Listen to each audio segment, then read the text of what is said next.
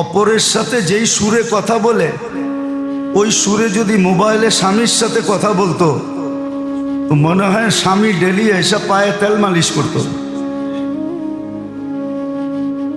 অন্যের সাথে খুব সুন্দর নর্ম ভাষায় খুব শালীনতার সাথে কথা বলে,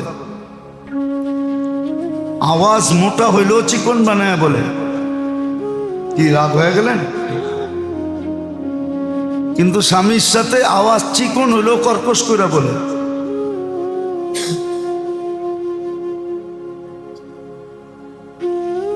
কেননা সত্য তো এটি। রাগ হয়ে যাবেন। বিয়ের সময় তো দিনদারি দেখি নাই, বিয়ের সময় রূপ দেখছি। আমার রূপসী দরকার, দিনদার দরকার না। প্রবাদ বাক্য একটা বাংলায়ও ছিল, জাতের মেয়ে কালো ভালো, দিনদার মেয়ে কালো ভালো।